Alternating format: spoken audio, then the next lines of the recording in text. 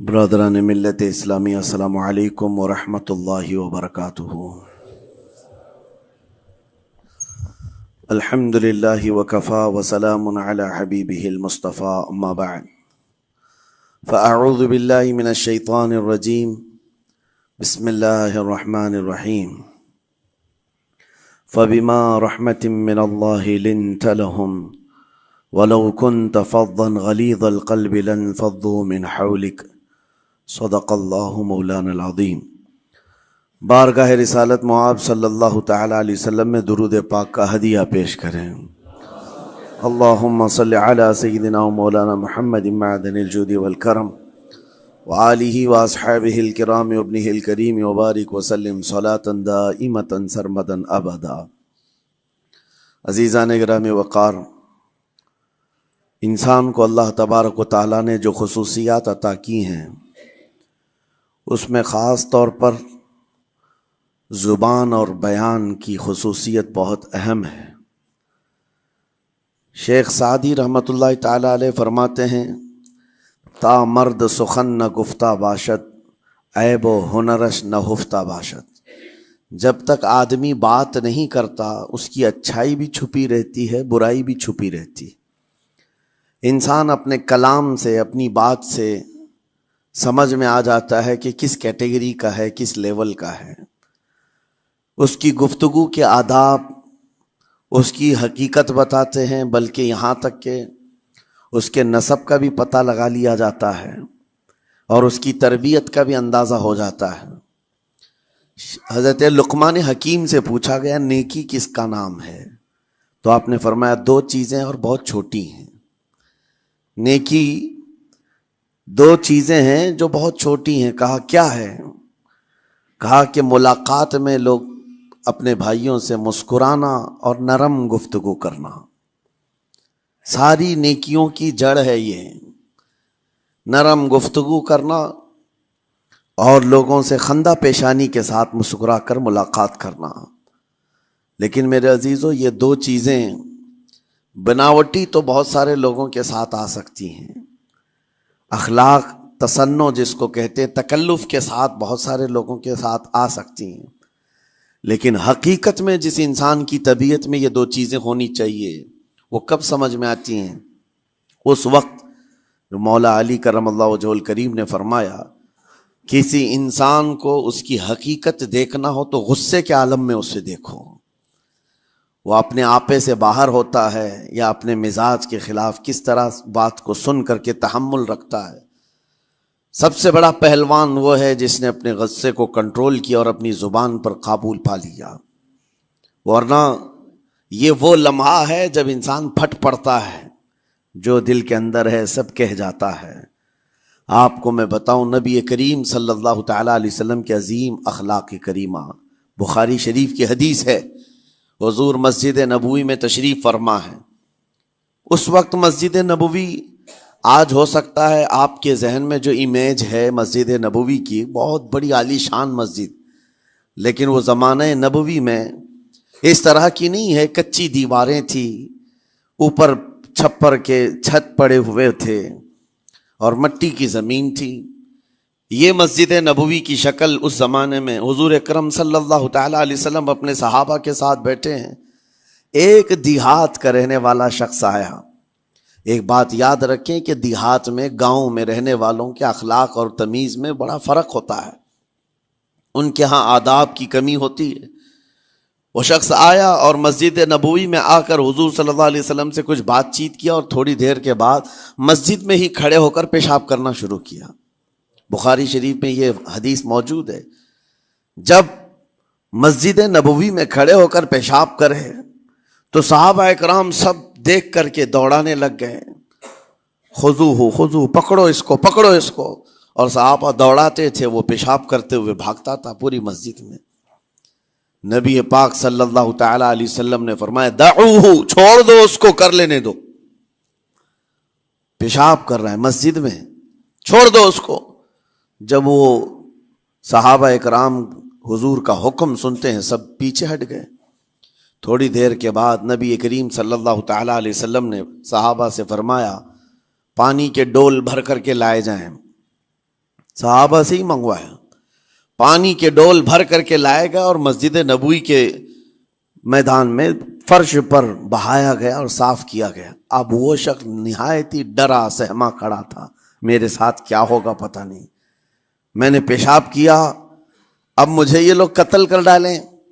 نبی کریم صلی اللہ تعالی علیہ وسلم نے قریب بلایا اور فرمایا، نہایت نرم گفتگو کے ساتھ حضور فرماتے ہیں، یہ اللہ کا گھر ہے، یہاں پیشاب نہیں پیشانیاں رکھی جاتی ہیں۔ بس یہ جملہ ہے، بخاری شریف میں موجود ہے، یہاں عبادت کی جاتی ہے۔ اتنا کہہ کر رخصت ہو گئے، رخصت کر دیا۔ وہ دیہات سے آیا ہوا جو نوجوان تھا یا شخص تھا، باہر نکلتے ہی وہ کلمہ طیبہ پڑھ کر حضور کی غلامی میں شامل ہوا۔ میں نے وہ بلند عالی اخلاق نہیں دیکھے۔ نبی کریم صلی اللہ علیہ وسلم کے بارے میں قرآن کہتا ہے، فَبِمَا رَحْمَةٍ مِّنَ اللَّهِ لِنْتَ لَهُمْ، اللہ کی رحمت سے آپ لوگوں کے لیے نرم ہیں، اس لیے لوگ آپ کے ارد گرد لگے ہوئے رہتے ہیں۔ وَلَوْ كُنْتَ فَظًّا غَلِيظَ الْقَلْبِ لَانفَضُّوا مِنْ حَوْلِكَ، اے رسول اگر آپ سخت دل ہو جائیں تو پھر یہ سب چھٹ جائیں گے، آپ سے دور ہو جائیں گے۔ اس رسول کے لیے جب کہا گیا ہے کہ اگر آپ سخت ہو جائیں تو لوگ چھوڑ کر کے دور ہو جائیں گے، تو ہمارے اور آپ کے لیے کس قدر لہجے کی پابندی ضروری ہے۔ ہاں عزیزان گرام وقار، اپنی گفتگو، اپنے کلام، اپنی بات چیت سے آپ اپنے سلیقے بتاتے ہیں۔ گالی گلوچ کرتے ہوئے جن کی صبح شامیں ہوتی ہیں، ان کو دیکھ کر کے ہی پہچان میں آ جاتا ہے کس گھر سے یہ تعلق رکھتا ہے، کہاں ان کی تربیت ہوئی ہے، کس طرح ان کے آداب سکھائے گئے۔ اسی لیے میرے عزیزو، بچوں کو آوارہ بھی نہ چھوڑ دینا کہ وہ اپنی زبان گلی کوچوں سے سیکھ کر کے جائیں۔ کل کو ہوگا یہ کہ اس کی زبان کی وجہ سے لوگ تمہیں تان و تشنیع کریں گے، اس کا باپ ایسا ہوگا اس لیے بچہ ایسا ہے، اس کی ماں اس طرح ہوگی اس لیے اس کی گفتگو ایسی ہے۔ کیونکہ موسٹلی زیادہ طور پر بچے اپنے ماں باپ کے اخلاق کو نقل کرتے ہیں، ٹرانسفر ہوتی چلی جاتی ہیں۔ ایک بار حضور اکرم صلی اللہ تعالی علیہ وسلم مسجد نبوی سے باہر نکل کر جا رہے ہیں۔ توجہ میرے عزیزو، اخلاق کہاں دکھانے چاہیے اور ہماری بات چیت کے انداز ہمیں کہاں ہونا چاہیے، میں آپ کو بتاؤں۔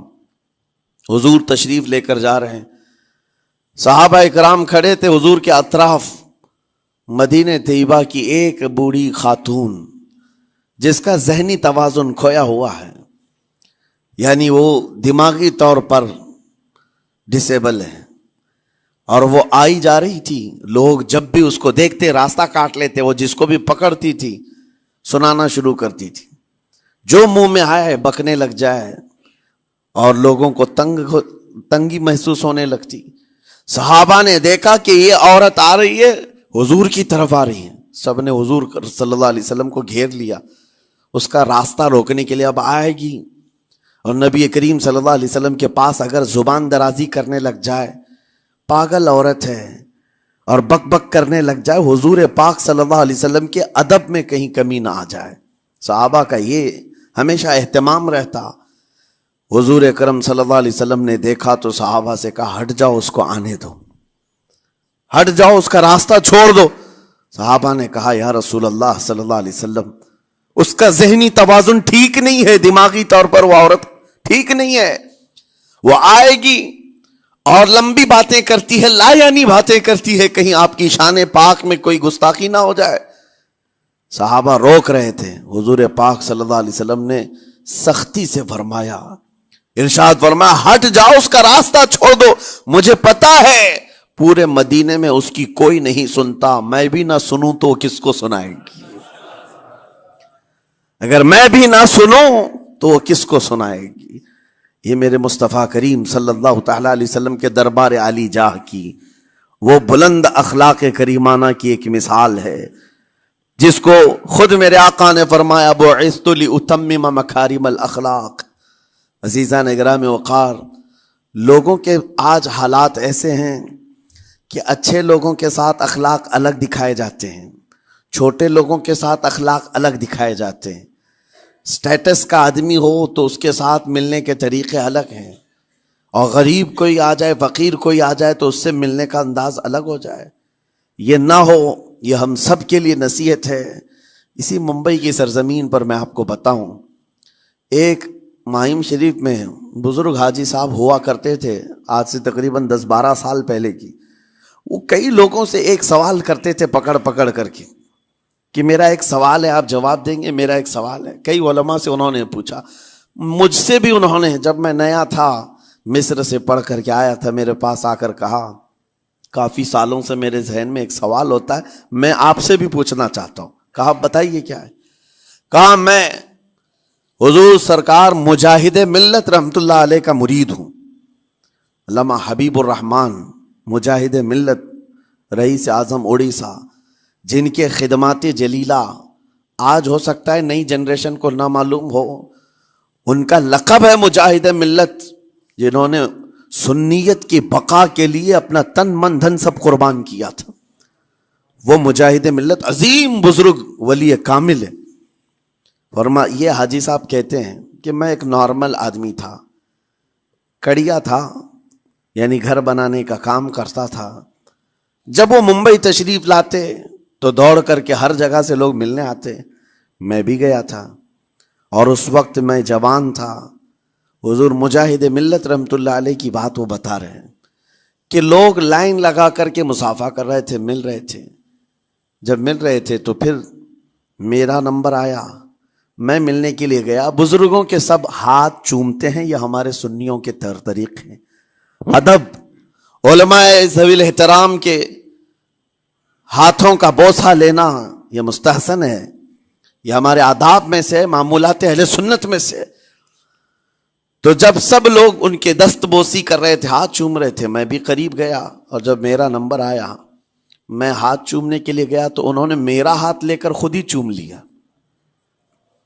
وہ بزرگ عالی جاہ ولی کامل جن کو دنیا مجاہد ملت کہتی ہے، میرا ہاتھ انہوں نے چوم لیا. اور میرے اندر ایسی پشیمانی تھی کہ میں کیا کروں سمجھ میں نہیں آیا. میں ایک معمولی سا کڑیا، اور کہاں ان کا مقام، کہاں میرا. تو اس کے بعد وہ اس بے چینی میں رہتے تھے کہ ایسا کیوں کیا، ایسا کیوں کیا، کیونکہ پوچھنے کا موقع ہی نہیں ملا. ایک بزرگ تھے، انہی کے خلیفہ تھے حضور مجاہد ملت کے، انہوں نے اس کا جواب دیا. میرے عزیزوں کیا بہترین جواب تھا. حضرت مجاہد ملت رحمت اللہ تعالی علیہ یہ چاہتے تھے کہ ہزاروں لوگ ہماری تعظیم کرتے ہیں تو کہیں ہمارے دماغ میں بادشاہت کا خیال نہ آئے، ہم غریب اور فقیر کا ہاتھ چوم کر اپنے نفس کی مخالفت بھی کرتے ہیں. اخلاق کریمانہ دکھانے کے لیے اسٹیٹس والوں کے ساتھ ہی نہیں، غربا فقراء کے ساتھ بھی وہ اخلاق ہوں. نبی کریم صلی اللہ تعالی علیہ وسلم کے وہ آداب آج اگر آپ اپنا لیں، بہت ساری کڑوی چیزیں ویسی ختم ہو جائیں. آج ممبئی کی سرزمین پر سب سے بڑا یہ چیلنج ہے بات کرنے میں. نوجوانوں کے تو آج پارے چڑھے ہوئے ہوتے ہیں، ان سے کوئی بھی بات کر لے، جس تیور میں یہ بات کرتے ہیں ایسا لگتا ہے کہ ابھی لڑائی ہو جائے گی، ابھی جھگڑا ہو جائے گا. اس کی عادت سی بن گئی ہے. آپ کو پتہ ہے فرمایا گیا، عربی کا قول ہے جراحت السنان لها التیام ولا یلتام ما جرح اللسان. تلوار سے، چاقو سے دیا ہوا زخم سوکھ سکتا ہے، زبان سے دیا ہوا زخم کبھی نہیں سوکھتا. زبان سے دیا ہوا زخم نہیں سوکھتا. بولنے سے پہلے 1000 بار اس بات کو خیال ہونا چاہیے کہ میں جس کو بول رہا ہوں کہیں اس کا دل چھلنی تو نہیں ہو جائے. میری زبان یہ ہوتی 50 گرام کی چھوٹی زبان ہے، لیکن بڑے بڑے لوگوں کے کلیجے چیر کر رکھتی ہے، بڑے بڑے لوگوں کے دلوں میں سوراخ کر کے رکھتی ہے، زخمی کر کے رکھتی ہے اس کا استعمال. اسی لیے روایت میں ملتا ہے کہ جب انسان صبح کرتا ہے تو سارے اعضاء، ہاتھ پیر آنکھ کان ناک، سارے اعضاء سب سے پہلے زبان سے یہ عرض کرتے ہیں، اس کی پناہ مانگتے ہیں، کہتے ہیں آج تو صحیح سلامت رہے گی تو ہم سب صحیح سلامت رہیں گے، اور اگر تو پھسل گئی تو عذاب ہم پر بھی ہوگا. زبان بولتی ہے، مار کسی اور کو پڑتی ہے. کوئی زبان کو مارتا نہیں ہے، گالی زبان دیتی ہے، لیکن مار کبھی پیٹھ پہ پڑتی ہے، سر پہ پڑتی ہے، ہر جگہ پڑتی ہے. تو یہ زبان نبی کریم صلی اللہ تعالی علیہ وسلم نے ارشاد فرمایا من یضمن لی ما بین لحیتیہ وما بین، حضور پاک صلی اللہ تعالی علیہ وسلم فرماتے ہیں جس نے دو چیزوں کی ضمانت مجھے دے دی، حفاظت کی، میں اسے اضمن لہ الجنہ، میں اس کو جنت میں لے جانے کی ضمانت دیتا ہوں۔ دو چیزیں کیا ہیں؟ حضور فرماتے ہیں ایک دو جبڑوں کے بیچ میں جو موجود زبان ہے اس کی حفاظت کر لے، اور دو رانوں کے بیچ میں جو شرمگاہ ہے اس کی حفاظت کر لے، یہ دو چیزیں جس نے بچا لیا میں اس کو جنت میں لے جانے کی ذمہ داری دیتا ہوں، ضمانت دیتا ہوں۔ اس کا کتنا بڑا کردار ہے، یہ زبان کا کتنا بڑا کردار ہے۔ اور حضور نے ایک بار پکڑ کر کے فرمایا تھا، زبان کو پکڑ کر کے کہا تھا یہ وہ زبان ہے جو انسان کو جنت میں بھی لے جاتی ہے اور دوزخ میں بھی لے جاتی۔ کلمہ کس سے پڑھتے ہیں آپ؟ لا الہ الا اللہ، زبان ہی سے تو پڑھتے ہیں، اسی کلمے نے آپ کو جنت تک پہنچایا۔ اور کافر جو کفر کرتا ہے وہ بھی زبان سے ہی کرتا ہے، اور زبان اسے ہمیشہ کی دوزخ میں لے جاتی ہے۔ اس زبان کو چلانے سے پہلے 1000 بار سوچ لیں کہ آج لہجوں کی سختیاں بڑھتی چلی گئیں، اور آپ کو پتا ہے قرآن پاک میں رب تعالیٰ نے یہ فرمایا وَلَا تَقُلْ لَهُمَا اُفٍّ وَلَا تَنْهَرْهُمَا، والدین کے بارے میں بچوں کو کیا کہا گیا؟ ان کو اف تک نہ کہو۔ لیکن زبان جب کھلتی ہے نا، ماں باپ کے خلاف نوجوانوں کو ہم نے دیکھا ہے گالی گلوچ کرتے ہوئے اور اتنی بری باتیں کہتے ہوئے، معاذ اللہ۔ عزیزان گرامی وقار، حضور نے تو یہ فرمایا جس نے پلٹ کر کے اپنے ماں اور باپ کو سخت لہجے میں بات کیا یا ان کی نافرمانی کی، حضور فرماتے میرا دل چاہتا ہے کہ اس کے گھر کو آگ لگا دوں، آگ لگا دوں۔ اس لیے اس بات کو ہمیشہ یاد رکھیں، تمہارے لہجے کی سختیاں کسی کو زخمی کر دیں تو آخرت خراب ہو جائے گی، آخرت خراب ہو جائے گی۔ حضرت علقمہ رضی اللہ تعالیٰ عنہ حضور کے صحابی ہیں، حضور صلی اللہ علیہ وسلم کے صحابی ہیں، آخری وقت آ گیا تھا لیکن زبان نہیں کھلتی تھی۔ حضور پاک صلی اللہ علیہ وسلم کے پاس سفارش لائی گئی کہ آپ کے وہ ساتھی ہیں انتقال کر رہے ہیں لیکن زبان پر کلمہ بھی نہیں آتا۔ حضور تشریف لائے، دیکھا، پوچھا گھر میں ان کے کون کون ہے؟ کہا بیوی ہے اور ماں ہے۔ ماں کو بلایا اور کہا علقمہ کے بارے میں کیا کہتی ہو، کیسا تھا؟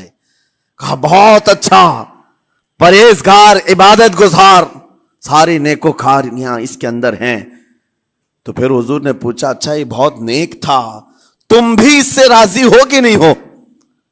ماں نے کہا میں نہیں راضی ہوں، میں راضی نہیں ہوں۔ کہا کیوں، وجہ کیا ہے؟ کہا یا رسول اللہ میرا اکلوتا بیٹا، میرا تنہا بیٹا تھا، بڑی محبتوں کے ساتھ اس کو پالا تھا، اور جب میں نے اس کی شادی کی اپنی بیوی کو لایا، اور جب بیوی گھر پر آ گئی تو میری بات کو ہلکے میں لیتا، اپنی بیوی کی بات کو فوقیت دیتا، ترجیح دیتا۔ اور اس وقت غالباً یہ باتیں تھی کہ زبان سے کوئی کلمہ ان کے نکلا ہوگا جو بیوی کی حمایت میں تھی، ماں کو تکلیف پہنچ گئی۔ کہا میرا دل گوارا نہیں کرتا، میں اس سے راضی نہیں ہوں، باقی وہ بہت نیک بندہ ہے، بہت اچھا ہے۔ حضور نے فرمایا دیکھو زندگی کے آخری پڑاؤ پر آ چکا ہے، روح نکلنے کو ہے، معاف کر دو۔ وہ بھی صحابیہ تھی، انہوں نے کہا آقا آپ کا حکم ہے یا مشورہ ہے؟ اگر حکم ہے تو پھر ماننا ہے۔ حضور نے فرمایا نہیں، حکم نہیں، مشورہ ہے۔ کہا مشورہ ہے تو پھر دل نہیں چاہتا، دل نہیں چاہتا۔ حضور نے فرمایا صحابہ سے کہ لکڑیاں جمع کرو، آگ لگاؤ اور انہیں اٹھاؤ، آگ میں ڈال دو۔ آگ دہکائی گئی تو ماں کی ظاہر سی بات ہے ممتا بے چین ہو گئی۔ کہا ان کو میرے سامنے آگ میں ڈالیں گے؟ کہا ہاں، اس سے بہتر ہے کہ وہاں جلے گا، یہاں جلے۔ وہ ماں کہتی آقا آپ گواہ ہو جائیں، میں اپنے بیٹے کو معاف کرتی ہوں۔ ادھر معاف کیا، ان کی زبان پر کلمہ طیبہ جاری ہوا۔ میرے عزیزو یہ بتانا مقصود اس لیے ہے کہ زبان سے دیے ہوئے زخم خواہ والدین کو ہو، یہ معمولی نہیں ہوتے۔ ہو سکتا ہے آخری وقت تمہاری زبان بند ہو جائے اور کلمہ طیبہ بھی نہ جاری ہو، زبان کھلنے بھی نہ لگے، یہ حالات آ جائیں گے۔ اس لیے اپنی زبان کا کنٹرول برقرار رکھو، کس سے کیا کہنا ہے۔ ابھی میں اس کا دوسرا پارٹ بھی بتاتا ہوں زبان کے استعمال کا۔ یہ نرمی لہجے کے اندر ہونا بہت ضروری ہے، لیکن کچھ جگہوں پر سختی کی اجازت ہے، لیکن وہ مقامات الگ ہیں۔ نرم لہجہ حضور پاک صلی اللہ تعالی علیہ وسلم کے فرامین میں سے ہے۔ ایک بات بڑی، بغداد مقدسہ میں نے ایک ولی پاک کی زیارت کی، ان کے آستانے پر بھی میں نے ابھی بیان کیا تھا۔ حضرت بہلول دانا مجذوب بزرگ تھے، اور بغداد کی گلیوں میں کہیں پر بھی بیٹھ جاتے تھے، اور جو جانکار تھے وہ سمجھتے تھے یہ اللہ والا بندہ ہے۔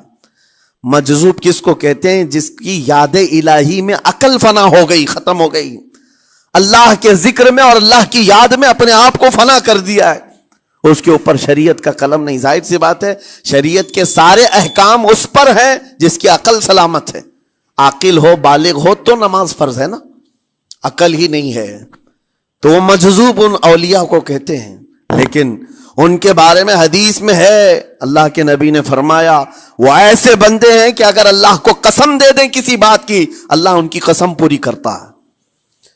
وہ بہلول دانا بیٹھے ہوئے تھے، بغداد کا ایک مشہور تاجر تھا، لیکن خستہ حال تھا، بہت نقصان اٹھا چکا تھا، خسارے میں چل رہا تھا، بزنس پورا لاس میں، اور وہ پریشان حال بہلول دانا کے پاس آیا، گڑ گڑایا، کہا کہ حضور مجھے بچا لیں، رحم کر لیں، میں تاجر ہوں، لٹ گیا ہوں، لاس میں ہوں، کچھ آپ فرما دیں، میں کیسے اس بھنور سے نکلوں؟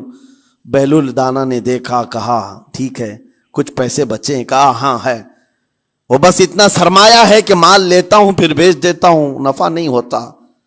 بہلول دانا نے کہا ایک کام کر، کالا کپڑا جتنا ملتا ہے سب خرید لے، پورے شہر سے کالا کپڑا جہاں جہاں مل جائے سب لے کر سٹاک کر لے۔ کہا جی حضور آپ نے جیسا فرمایا۔ گیا، جتنا سرمایہ تھا سب لگا دیا، کالا کپڑا خرید کر ایک جگہ سٹاک کر دیا۔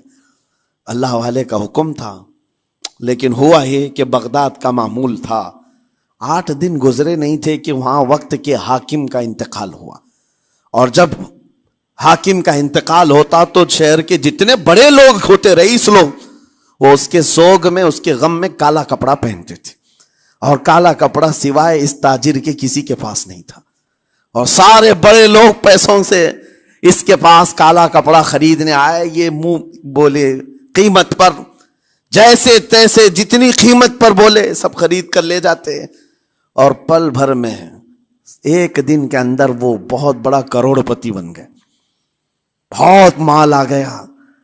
یہ بات یاد رکھیں، اللہ مال دیتا ہے، اس کے بعد پھر آزمائش بھی ہوتی ہے۔ مال اتنا آ گیا، اب لے کر کے مستیاں تھیں، چند دن گزرے، ظاہر سی بات ہے مال کو بڑھانے کی تمنا ہر ایک کی ہوتی ہے، کوئی یہاں پر اینڈ کرنے والا نہیں ہے دنیا میں، چاہے اس کا بزنس اربوں پر بھی پہنچ جائے، اسے آگے پہنچنا ہے۔ چند دن گزرے تھے، 8-10 دن، پھر آیا حضرت بہلول دانا کو ڈھونڈتے ہوئے، ایک جگہ میدان میں یہ مجذوب بزرگ بیٹھے مل گئے، آیا اور کہا او دیوانے بتا اب کیا خریدوں، پیسہ بہت ہے ابھی میرے پاس، بتا دیوانے اب کیا خریدوں؟ انہوں نے دیکھا، کہا کہ لہجہ تو بدلا ہوا ہے، پیسہ بہت زیادہ تھا، کہا کہ ٹھیک ہے کوئی بات نہیں، اللہ والوں کو ان سب چیزوں سے کوئی لینا دینا نہیں۔ آپ نے کہا مال جتنا ہے تیرے پاس سب لے کر کے خربوز خرید لے، تربوز خرید لے، جس کو کلنگڑ کہتے ہیں، تربوز پورے خرید لے۔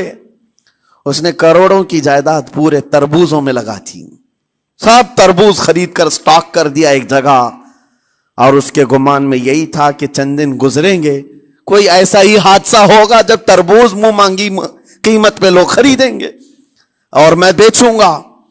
پورا مال تربوز میں لگایا، 2 دن 4 دن 6 دن 8 دن گزرے، کوئی حادثہ نہیں، ادھر تو تربوز سڑنے لگ گئے، وہ تو زیادہ دن سٹاک نہیں کیے جا سکتے، سڑن شروع ہو گئی، پھر تھوڑے دنوں کے بعد پورے کے پورے سڑ گئے، کروڑوں کا مال تربوز میں سڑ کے چلا گیا، وہ بیچ بھی نہیں سکا، کچھ نہیں کر سکا، واپس چیختا چلاتا اسی حالت میں آیا، پہلے سے بھی زیادہ بدتر حالت میں آ گیا ہوں، دوڑتے ہوئے آیا، حضرت بہلول دانا کو ڈھونڈتے ہوئے، کہاں ہیں؟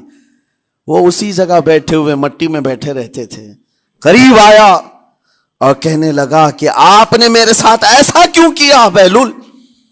بہلول دانا نے کہا کیا ہوا؟ کہا میں تو لٹ گیا، تربوز میں پیسے لگائے آپ کی وجہ سے اور پورے سڑ گئے۔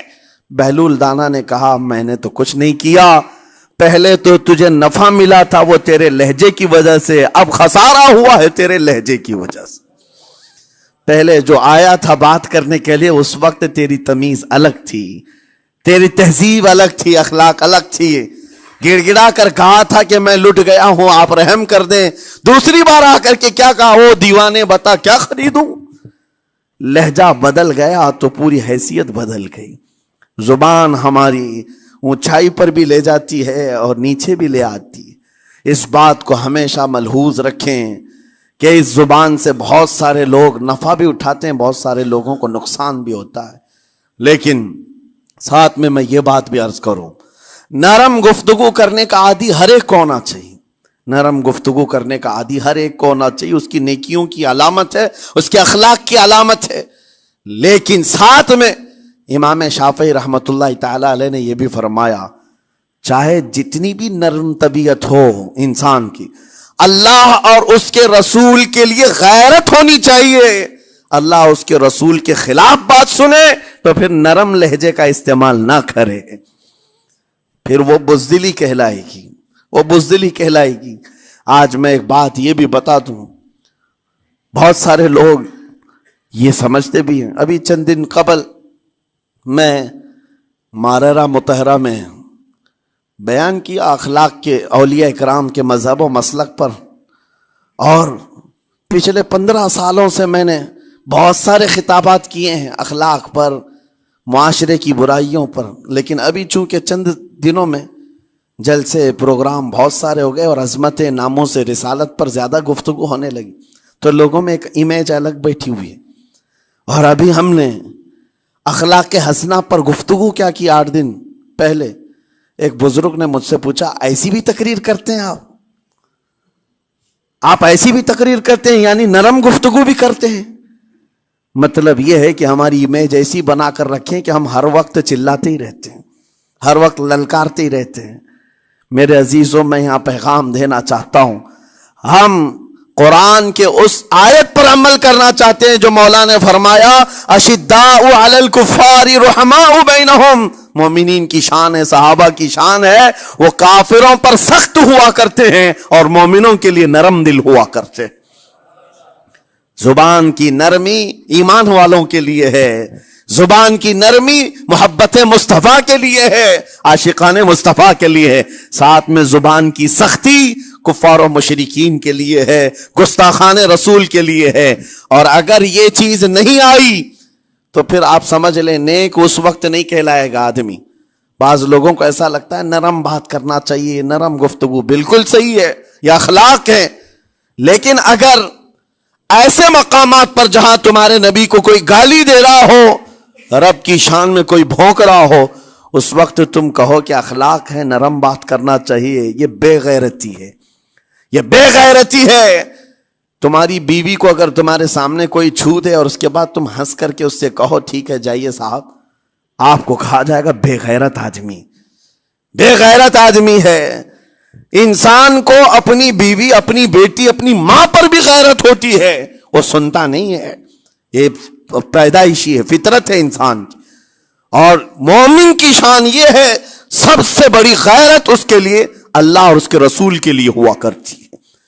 اللہ اور اس کے رسول کے لیے ماں اور باپ کو گالیاں ایک وقت میں برداشت کر بھی لے جائے، لیکن اللہ اور اس کے رسول کی شان میں وہ ہرگز برداشت نہ کرے، یہ ایمان کی علامتوں میں سے ہے۔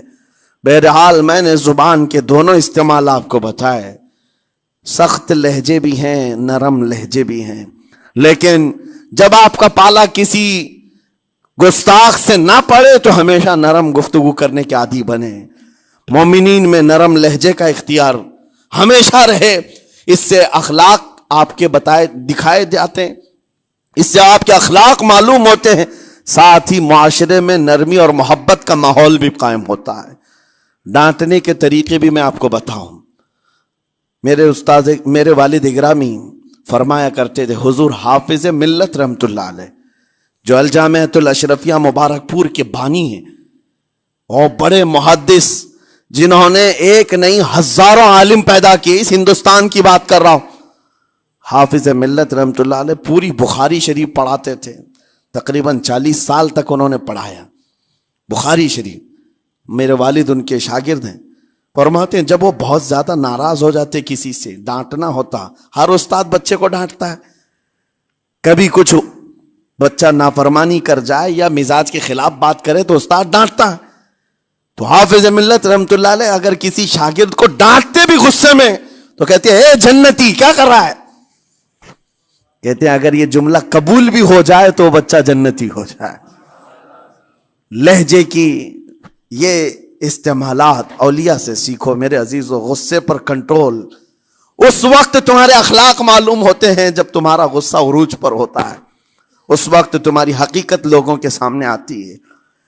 وہ اپنے شاگردوں کو ڈانٹتے بھی تو جنتی کہہ کر ڈانٹتے ہیں، یعنی کوئی گالی نہیں ہے، کوئی برے کلمے نہیں ہیں، بلکہ ایسا جملہ ہے کہ اگر قبول بھی ہو گیا استاد کی زبان سے، اس کی تو زندگی وصول ہوگی، اس کا بیڑا پار ہو گیا.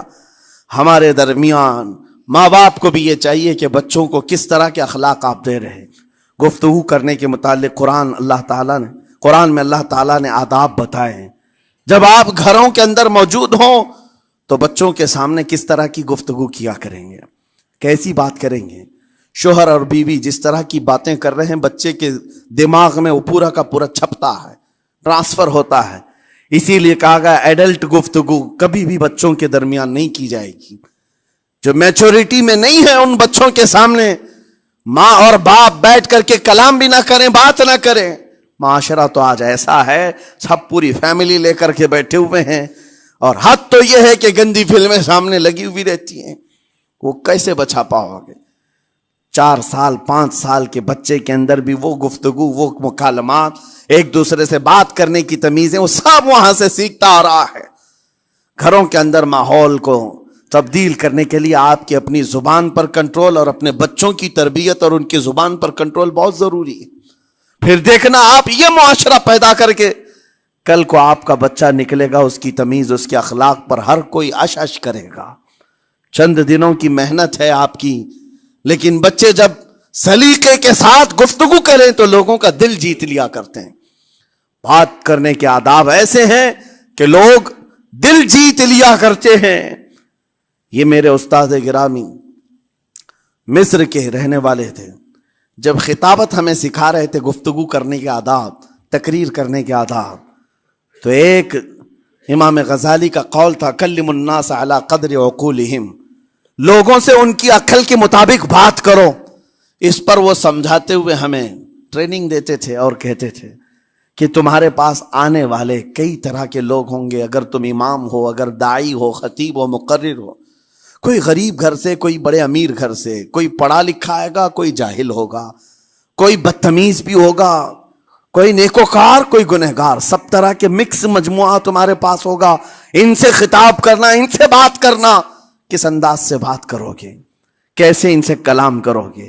میرے عزیزو یہ ہمارا اپنا ہنر نہیں ہے. ہم جو آپ کے سامنے گفتگو کر رہے ہیں یہ ہمارا فن نہیں ہے، یہ اپنا پیدا کیا وہ ہنر نہیں ہے. ہمیں سکھایا گیا تھا صرف اور صرف آپ کو اس مجمع سے اور یہ آئے ہوئے جمع غفیر سے بات کرنے کے لیے ایک ہی اسلوب اپنانا ہے. دیکھنا ہے کہ رسول اللہ کیسے بات کیا کرتے تھے. میرے آقا صلی اللہ تعالی علیہ وسلم کا اسلوب اپناؤ. حضور کے خطبے دیکھو، حضور جب خطاب کرتے، ظاہر سی بات ہے مسجد نبوی میں اس وقت بھی لوگ، ہر طرح کے لوگ آتے، دیہات کے بھی تھے، شہر کے بھی تھے، اعلیٰ دماغ والے لوگ اور کئی الگ الگ قسم کے لوگ آتے. حضور کا خطاب سب کے لیے تھا. عزیزان گرامی، ان سنتوں پر عمل کر کے آج آپ اپنے لہجے کو بہتر بنا سکتے ہیں.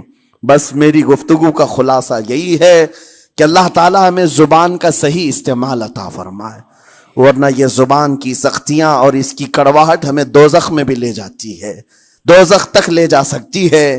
اللہ تعالیٰ اس کی مکاریاں، اس کی عیاریاں اور اس کی شرانگیزیوں سے ہم سب کی حفاظت فرمائے.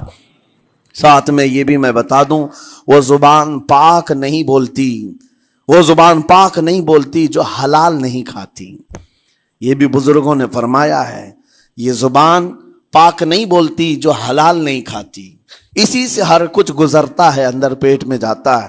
حلال لقمے اس سے گزارو تو زبان پاک بولے, اللہ کا ذکر کرے اور تمہیں زبان میں وہ لذت آنے لگ جائے. لیکن اس سے حرام لقمے گزارتے رہو گے, اس کے لہجے کی سختیاں بھی آ جائیں گی, اس کے اندر کڑواہٹ بھی آ جائے گی, گالی گلوچ, یہ سارے استعمالات یہ زبان کرنے لگ جائے گی. کیوں؟ اس سے حرام لقمے جو گزارے جا رہے ہیں. اس چیز کا بھی خیال ضروری ہے. زبان کو جس طرح کا پیٹرول دو گے ویسی چلے گی یہ گاڑی. جس طرح کا ڈیزل اس کے اندر ڈالتے ہو, حرام یا حلال, یہ بہت معنی رکھتا ہے. اور ایک بات یہ بھی سن کر کے چلے ہیں کہ حضرت سلیمان علیہ السلام کے زمانے میں ایک مناظرہ ہوا تھا علماء کا.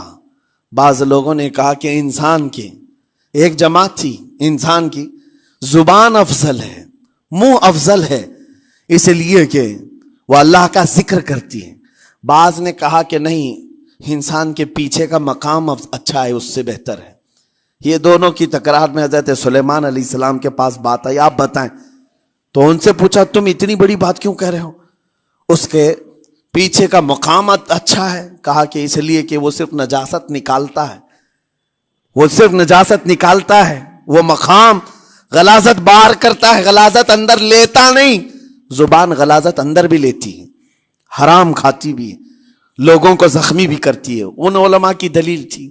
تب آپ نے فرمایا بات ٹھیک ہے, جس انسان کا زبان پر کنٹرول نہیں, حرام کھاتا ہو اور بد کلامی کرتا ہو, گالی گلوچ ساری چیزیں کرتا ہو, آپ نے فرمایا اس سے بہتر اس کا پیچھے کا مقام ہے.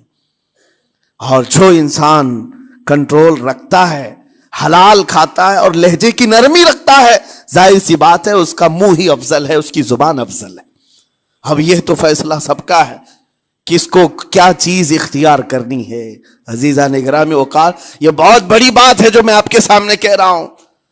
زبان کو اگر کسی دوسری جگہ سے کمپیئر کیا جائے تو لگتا ہوگا نرم, یہ بالکل اچنبے والی بات ہے, عجوبے والی بات ہے, یہ کون سا کمپیریزن ہے. وجہ یہی ہے, بعض لوگوں کو ہم نے اتنا گندا بولتے ہوئے دیکھا ہے, اس سے بہتر ہے کہ وہ نہ بولیں. لوگوں کو زخمی کرتے ہیں, کسی کے مقدسات پر حملے کرتے ہیں. اللہ تعالیٰ ان کے زبان کی شرارتوں سے ہماری حفاظت فرمائے. اور کریم خدا ارحم الراحمین مولا اس چیز سے بھی ہمیں حفاظت فرمائے. قیامت کے دن کچھ لوگ صرف اس لیے پکڑے جائیں گے کہ وہ کچھ نہیں بولتے تھے, لیکن وہ جن کے ساتھ رہتے تھے وہ بولتے تھے, وہ لوگ بولتے تھے, اور ان کی وجہ سے یہ خاموش رہنے والا جو ساتھ میں تھا اسے بھی جہنم میں لے جایا جائے گا. اور وہ اس دن کہے گا پکار کر, یا ویلتا لیتنی لم اتخذ فلانا خلیلا, اے کاش میں فلاں کی دوستی نہیں کیا ہوتا تو اچھا ہوتا, آج میں بچ گیا ہوتا. اپنے ماحول کو بچاؤ, جہاں زبان کی خرابی دیکھو اپنے آپ کو بھی بچاؤ اور اس ماحول سے بھی اپنے کو دور رکھو. اللہ کی بارگاہ میں دعا ہے مولا تعالیٰ اس زبان کو خالص اپنے ذکر میں لگائے اور اپنے حبیب پاک کے ذکر میں لگائے. مولا تعالیٰ ہم کو زبان کی بد کلامیوں سے محفوظ و مامون فرمائے. وآخر دعوانا ان الحمد